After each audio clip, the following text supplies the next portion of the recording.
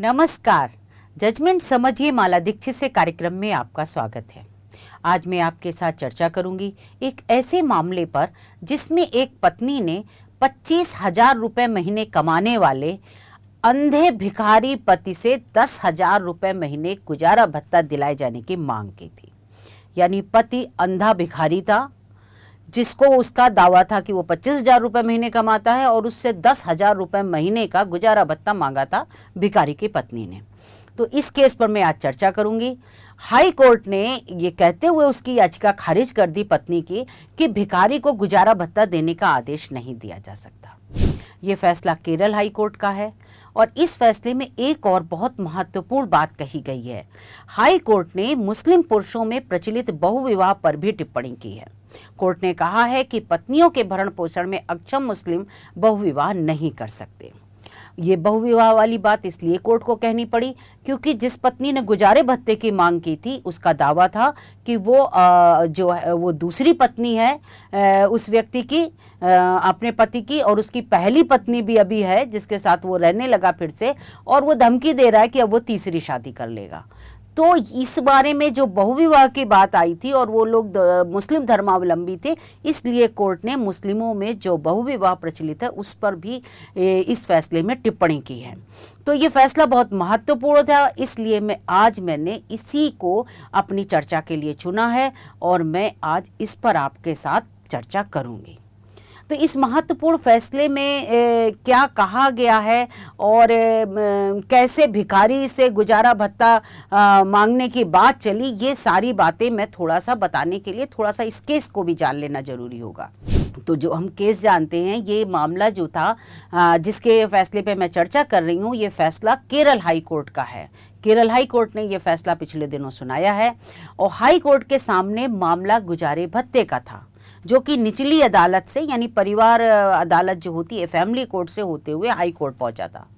निचली अदालत ने यानी फैमिली कोर्ट ने भिखारी पति से 10,000 रुपए महीने गुजारा भत्ता दिलाए जाने की मांग खारिज कर दी थी, जिसके खिलाफ पत्नी ने हाई कोर्ट का दरवाजा खटखटाया था। और उसी पर केरल हाई कोर्ट के जज पीवी कुन्नी कृष्णन ने यह फैसला दिया है जिस पर आज मैं आपके साथ चर्चा कर रही हूँ। इस मामले में अंधे भिखारी पति से गुजारा भत्ता दिलाने की मांग करने वाली दूसरी पत्नी का कहना था कि उसका पति विभिन्न स्रोतों से कुल 25,000 रुपए महीने कमाता है और जिसमें एक भीख भी मांगना है, वो भीख मांगता है, उससे 25,000 रुपए की उसे महीने की आय है। और इसलिए दूसरी पत्नी ने यह भी कहा था कि उसका पति इस समय अपनी पहली पत्नी के साथ रह रहा है और उसे यानी दूसरी पत्नी को धमकी देता है कि अब वो तीसरी शादी कर लेगा, इसलिए वो अलग रह रही है इस समय और अब उसे जो है 10,000 रुपए महीने का गुजारा भत्ता दिलाया जाए, ये उसने मांग की थी याचिका में दूसरी पत्नी ने, जो मैटर केरल हाई कोर्ट के सामने था। लेकिन हाई कोर्ट ने महिला की गुजारा भत्ता दिलाए जाने की मांग खारिज कर दी। हाई कोर्ट ने फैमिली कोर्ट के फैसले को सही ठहराते हुए कहा कि कोर्ट किसी भिखारी को पत्नी को गुजारा भत्ता देने का आदेश नहीं दे सकता। कोर्ट ने कहा कि भीख मांगना आजीविका का साधन नहीं माना जा सकता। अब ये देखिए, यहाँ पर जो टेक्निकल पॉइंट है, ये जो कानूनी सवाल था, इस वजह से कोर्ट ने ये कहा भले ही कुछ भी हो, मतलब कोई भिखारी कितना भी कमा रहा हो, लेकिन अगर उसकी आय का साधन भिक्षावृत्ति है, भीख मांगना है, तो उसको बाध्य नहीं किया जा सकता कि वो पत्नी का गुजारा भत्ता करें, जैसा इस मामले में दिख रहा है। फिर ये कोर्ट ने आगे भी कहा, कोर्ट ने कहा कि ये सुनिश्चित करना समाज और न्यायपालिका का कर्तव्य है कि कोई भी इस चीज का सहारा ना ले, यानी भीख ना मांगे। उसने कहा सरकार, समाज और न्यायपालिका की ये जिम्मेदारी है कि वो ये सुनिश्चित करे कि कोई व्यक्ति भीख ना मांगे। कोर्ट ने कहा कि राज्य को ऐसे लोगों को भोजन और वस्त्र उपलब्ध कराने चाहिए, यानी सीधे सीधे कोर्ट का कहना था कि ये जिम्मेदारी सरकार की है कि वो हर व्यक्ति को भोजन और कपड़े आदि जो मूलभूत चीजें हैं वो उपलब्ध कराए ताकि वो भीख ना मांगे। इसके बाद कोर्ट ने मुस्लिम पुरुषों में बहुविवाह की प्रथा पर भी टिप्पणी की। मैं आपको यहाँ एक बात बता दूं कि मुसलमानों में एक पुरुष 4 शादियां कर सकता है, यानी एक ही समय में 4 बीवियां रख सकता है। मुस्लिम पर्सनल लॉ इसकी इजाजत देता है।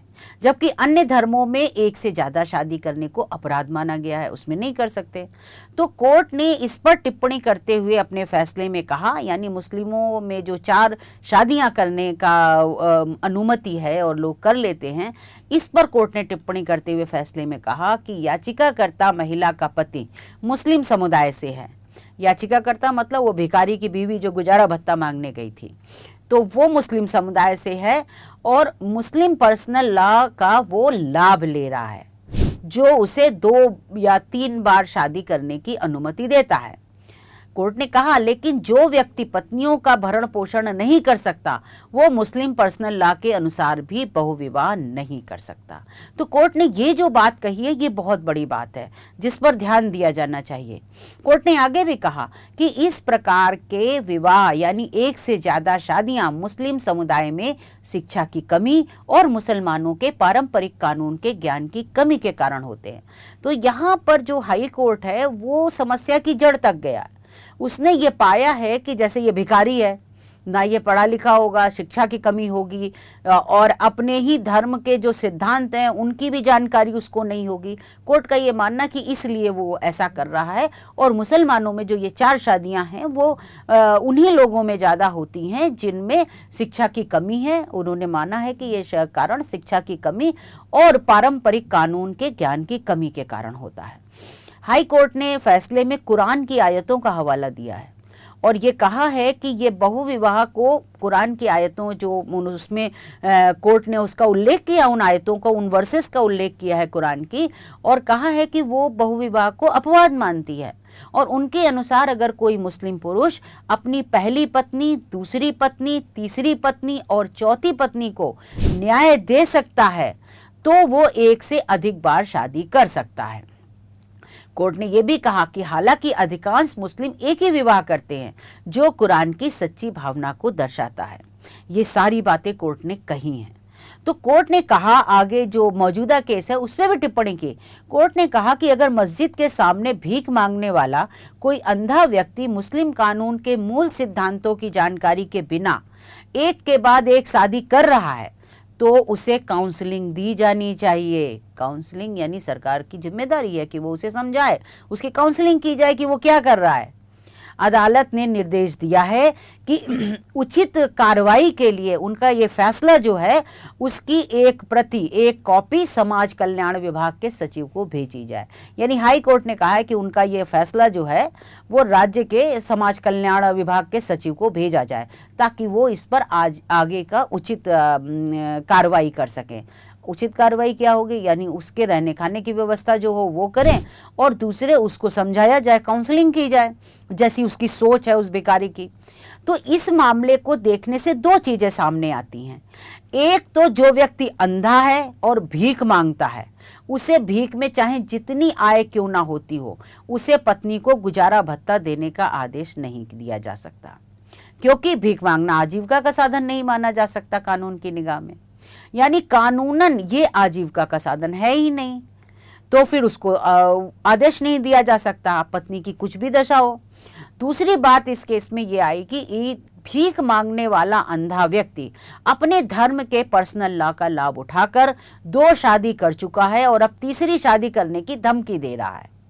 तो हाई कोर्ट ने भले ही कुरान के मूल सिद्धांत समझाते हुए कहा हो कि जो मुस्लिम पत्नियों के भरण पोषण में अक्षम है वो बहुविवाह नहीं कर सकते, लेकिन इस सैद्धांतिक ज्ञान का वास्तव में कितना असर होगा और ये उसकी काउंसलिंग कैसे की जाएगी, ये तो भविष्य ही बताएगा कि ये बातें जो हाई कोर्ट ने कही हैं वो वास्तविकता में कहाँ जाएंगी, वास्तविक धरातल पे कहाँ उतरेंगी और लोग उसको कितना मांगेंगे, ऐसे जैसा कि ये मामला था। और उसकी काउंसलिंग की जाएगी, कहा जाएगा, तो काउंसलिंग का भी भविष्य ही बताएगा कि वो क्या उस पर असर होता है। लेकिन ये जो केस था जिसकी मैं आपके साथ चर्चा कर रही हूँ, इस केस में 2 सामाजिक बुराइयां जरूर दिखाई दे रही हैं। 2 सामाजिक बुराइयों की ओर ये केस संकेत कर रहा है। एक तो भिक्षावृत्ति और दूसरा बहुविवाह। ये 2 बड़ी सामाजिक बुराइयां हैं और जिसको इस केस में जो उजागर हुई हैं, जिस पर इस समाज को, इस देश को, सरकार को और यहाँ तक कि कम्युनिटी को, जिस कम्युनिटी से आता है व्यक्ति, बिलोंग करता है, उसको उस पर ध्यान देने की जरूरत है। तो आज बस इतना ही। फिर कुछ महत्वपूर्ण फैसला आएगा तो मैं उस पर आपके साथ चर्चा करूंगी। आप इस कार्यक्रम में मेरे साथ जुड़े रहे, इसके लिए धन्यवाद।